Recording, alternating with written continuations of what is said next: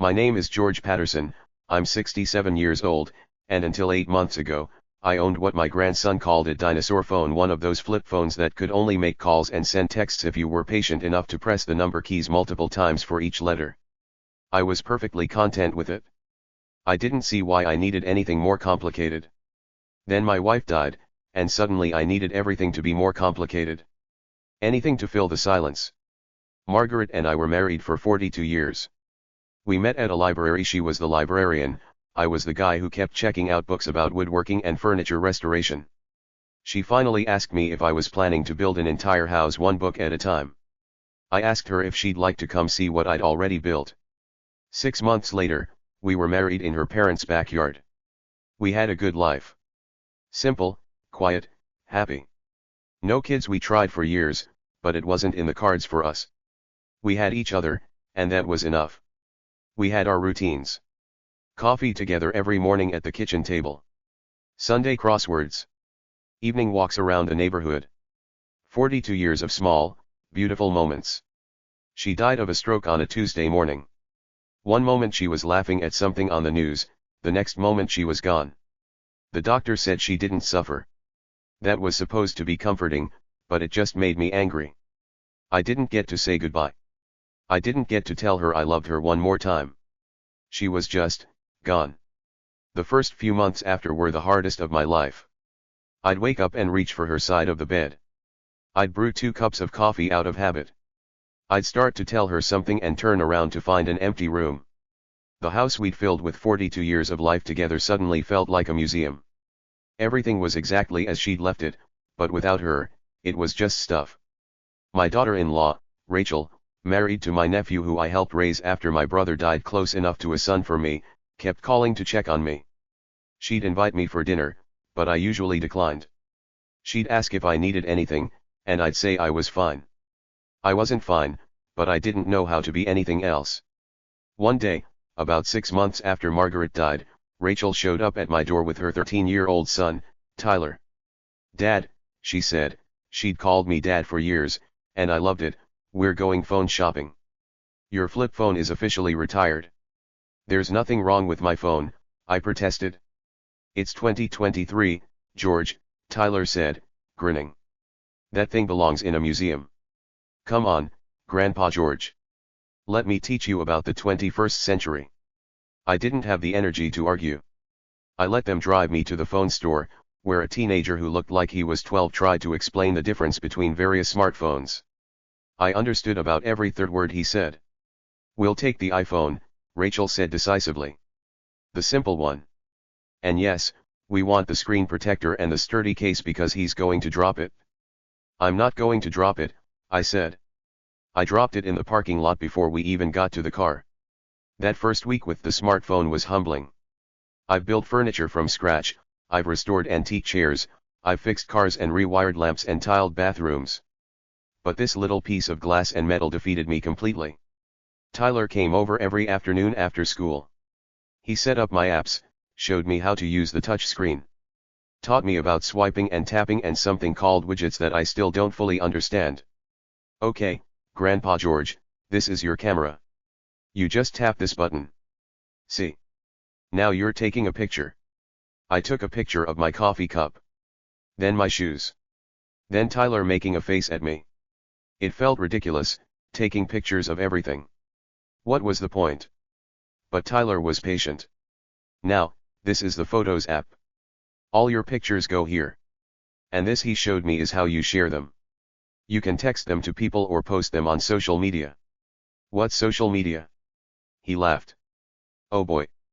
Okay, so there's this app called Facebook." I'd heard of Facebook. Margaret had been on it occasionally, keeping up with distant cousins and friends from her book club. I never saw the appeal. But Tyler helped me set up an account. He found a photo of Margaret and me from our 40th anniversary and made it my profile picture. "Now you can connect with people," he said. "See? Here's Aunt Rachel. I'll send her a friend request from you. And here's some groups you might like. Look, woodworking enthusiasts. And classic car restoration. And oh, this is cool Portland area seniors group." I joined them all, not really knowing what I was doing. Tyler showed me how to post, how to comment, how to like things. It seemed silly. But I had nothing else to do, so I figured, why not? The first thing I posted was a picture of a chair I'd restored years ago. Just a simple wooden chair with a cane seat that I'd found at a garage sale. I wrote, restored this about 15 years ago. First time posting on here. Not sure if I'm doing this right. Within an hour, I had 47 likes and 12 comments. People saying the chair was beautiful, asking about my technique, sharing their own restoration projects. I sat at my kitchen table, reading these messages from complete strangers who were interested in something I'd made, and I felt something I hadn't felt in months. I felt less alone. I started posting more. Pictures of old projects. A coffee table I'd built. A dresser I'd refinished. People responded. They asked questions. They shared advice. I found myself checking my phone throughout the day, not because I was addicted to it, but because there were people out there who wanted to talk to me. Then someone from the Portland area seniors group posted about a weekly meetup at a coffee shop downtown. Every Thursday 10 a.m., Riverside Cafe. All welcome. We drink coffee, complain about our joints, and occasionally solve the world's problems. I almost didn't go. I'm not good in groups. I'm quiet, awkward, and I still felt like I was betraying Margaret by trying to have a life without her. But Rachel encouraged me. Dad, go. Please. Margaret would want you to. So I went. The group was about 15 people, ages ranging from late 50s to mid-80s. They were sitting around 3 tables pushed together, laughing about something when I walked in. A woman with bright white hair and a purple scarf waved me over. New face. Come sit. I'm Dorothy, this is Frank, Helen, Robert, Sue, and about 6 other people whose names you'll forget immediately. She was right. I forgot most of their names immediately. But they were warm and welcoming. They asked me about myself, and I told them about the woodworking, about Margaret, about my nephew son and his family. They listened. Really listened. Frank, a retired postal worker, was also a widower. Lost my wife 3 years ago, he said. Hardest thing I've ever been through. But this group saved my life. Literally. I was in a bad place, and these crazy people dragged me out of it. I kept going back every Thursday. Then I started going to other events the group posted about. A movie matinee. A museum visit. A potluck dinner. Slowly, I was building a life again. Not the life I had with Margaret, but a different life. One where I could be sad about losing her but also be okay with still living. Tyler taught me how to use YouTube. You can watch videos about anything, Grandpa George. Literally anything. I started watching woodworking tutorials. Then I found a channel about furniture restoration. Then another about history. Then another about cooking. I'd never cooked much, Margaret had handled that. But I was eating a lot of frozen dinners, and I was tired of them. I learned to make pasta from scratch from a grandmother in Italy who posted videos in broken English. I learned to roast a chicken from a chef in Seattle. I learned to make Margaret's favorite cookies from a video that reminded me exactly how she used to make them. I posted a picture of the cookies with the caption, "Made my late wife's favorite recipe." Not as good as hers, but she'd be proud I tried. 73 people liked it. 20 people left comments. One woman wrote, "She's smiling down at you. Keep cooking." I cried reading that comment. But they were good tears. Around month 7 of having the smartphone, Tyler showed me FaceTime. You can video call people, Grandpa George. See. I'm calling my friend right now. A kid appeared on the screen, waving. It's like they're right there with you. Rachel was thrilled when I figured out how to FaceTime her. Suddenly, I could see Tyler doing his homework, see their dog running around, see Rachel cooking dinner. When they went on vacation to California, I got to see the beach through Tyler's phone. It was like being there with them. I joined a Facebook group called Widows and Widowers Support. I wasn't sure about it at first. Talking about grief with strangers felt too personal. But I started reading the posts. Other people's stories. Their pain. Their healing. Their small victories. One day, I posted my own story. About Margaret. About the stroke. About the empty house and the 2 coffee cups and the silence. I got 247 responses. People sharing their own losses, their own struggles. Telling me it gets easier but never really goes away. Reminding me that loving her and living without her aren't contradictory.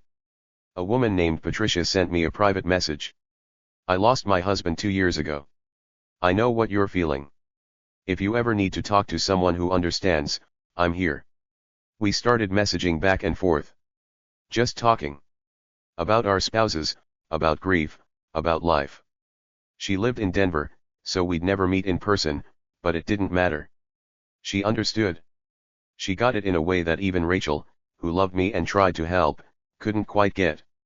I still set 2 places at the table sometimes, I admitted to Patricia one day. I still say goodnight to an empty bedroom, she replied. We're not crazy. We're just learning how to carry this. That phrase stuck with me. Learning how to carry this. That's exactly what I was doing. I started posting more regularly. Pictures of my walks. I discovered that I could take really good photos with the phone Tyler had forced on me. Sunsets. Trees. The river. Little moments of beauty that I would have walked right past before. People in my photography. Portland's Sunset Photography Group started following my posts. An amateur photographer named James reached out and asked if I wanted to join him for a photo walk sometime. We met up, walked around downtown, took pictures, talked about cameras and composition and light. He was 40 years younger than me, but we became friends. My Thursday coffee group got bigger. More people joined. We started doing more activities. Someone organized a bowling night. I'm terrible at bowling, but it was fun. Someone else organized a day trip to the coast. Frank and I started getting lunch together on Tuesdays, just the 2 of us, talking about our wives and our lives and sports and whatever else came up. I started a small project, restoring an old desk I'd found on Craigslist. But this time, I documented the whole process. I took pictures at each stage, posted them to my woodworking group, asked for advice when I got stuck. People followed along, encouraged me, offered suggestions. When I finished, I posted the before and after photos. 1,200 people liked it. The comments were filled with praise, with questions, with requests for me to do tutorials. You should start a YouTube channel, George, someone wrote. I laughed. Me, on YouTube? A 67-year-old man filming himself sanding wood? That was ridiculous. But Tyler thought it was a great idea. Come on, Grandpa George. I'll help you set it up. I'll teach you how to film and edit. It'll be fun. So I did it. I started a YouTube channel, George's Workshop.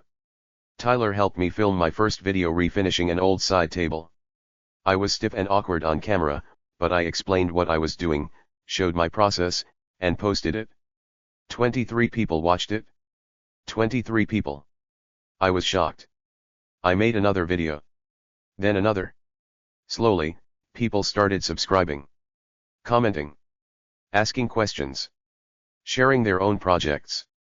Within 3 months, I had 5,000 subscribers. Within 6 months, 15,000. I wasn't a celebrity or anything, this wasn't millions of views. But 15,000 people cared enough about what I was doing to subscribe to my channel. 15,000 people wanted to see an old widower restore furniture in his garage. One day, I got a comment that made me cry. My grandfather passed away last year. He used to do woodworking just like you. Watching your videos makes me feel like I'm spending time with him again. Thank you for sharing this. That's when I realized what had happened. 8 months ago, I'd been alone in my house, drowning in grief, convinced my life was over. Now I had friends, hobbies, projects. I had people who cared about me. I had a purpose.